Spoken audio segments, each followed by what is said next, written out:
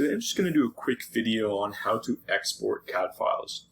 Often we have to transfer files to different consultants, engineers, and that kind of thing. And so we obviously want to export that file. So with sheets in Revit, Revit is going to automatically want to export everything on the sheet. And we found over time that it's a little bit annoying. And so just a couple tricks to do that thing. So let's go to File up here in the corner. We're going to go to Export, CAD Files, DWG. And then we're going to go up here. And what we've actually done is we've defined in our projects this CAD file export. So it automatically exports these particular views. If you don't have that, there's a couple things you can do. We can go into here and we can go to All Views and Sheets and Model. We can click Check None. And what we want to do is we want to understand what views are on sheets. So if I go down to the very bottom here, we're going to have our sheets here. But really what we want is the views that are on those sheets. And so, I would want my first floor. I want my second floor. So we don't want to export everything on the sheet. We want to export those particular things. So once we're done, I'm actually just going to go down to my CAD plans here, and I'll show you how to create this in a second, but we're just going to go to Next, and it's going to allow us to export. So we always want to select 2010. Just over time, I've found there's a lot of consultants that aren't using the most recent version of AutoCAD, so we always export 2010. It usually just saves us a step with projects. So I'm just going to pull this off my screen here. We're going to navigate to our Issued folder. We have a folder that we use called Issued here, and we're just going to, and then we've also had these standard issue ones that we typically do for most projects. So we're going to, oh, sorry, wrong button. We're going to go to New Folder. We're going to do 2023 0926 issued files issued, and let's go in here. I always update our name here with the date, and we'll click OK, and it's going to export those CAD files. And this will probably take a second. And once that's done, I always like to go and check them. So I just want to open up the AutoCAD file and make sure they aren't links. Let me just open up AutoCAD here. I'm just going to open up AutoCAD. While that's opening, I just want to show you how we set up those sets. So, here we go. Let's just open up one of those AutoCAD files. Just going to find the folder we need here.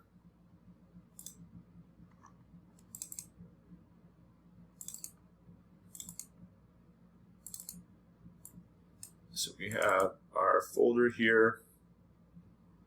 So let's open up just one of these. Just see what we have. So it looks like this is linking in a site file, so we can delete that. We don't need that one. There's probably something we haven't hidden on our views. Let's open our first floor.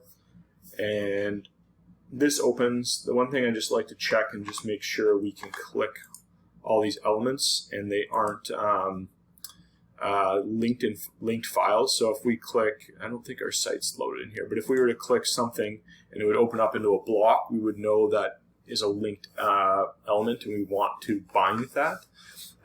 So in the case that happens, we can go, actually, you know what? Let me go back here. Let me see if I can Control Z that. Yeah, there we go. I'm just going to open up this second floor plan here for a second. And we have that link. So let's just go here to our XREF. Where's our XREF thing? Insert. I don't use AutoCAD.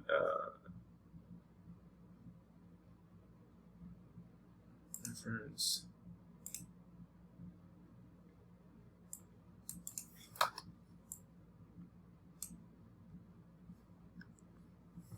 so let's just attach this reference for a second, and I'm just going to show you how to do that.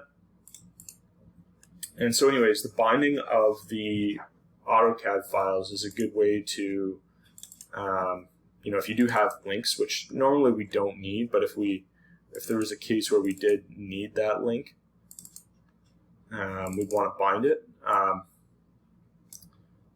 This wants us to do an image. Go to all files here. Sorry, we want to open up that site file, and let's just bring it in here.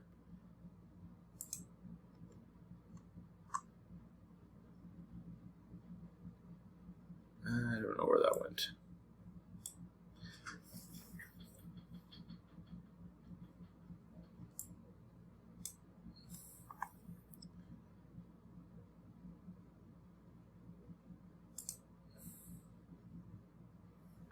Oh, here we go. This is what I wanted to find. So we can go in here and we can actually click bind, and it's going to bind and essentially bring in that CAD file that's referenced in bind,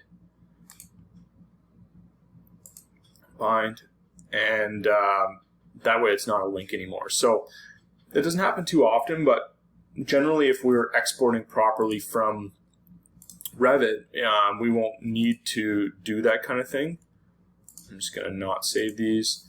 But you know, as long as we're bringing in these views, we don't need to do that. And so, in our case, if we don't have that view system set up, what I like to do is go up to our PDF here, or export. So we can do it this way. Or we can go under collaborate, and we can go under publish settings. And so here's a bunch of different setups that we have within our system here.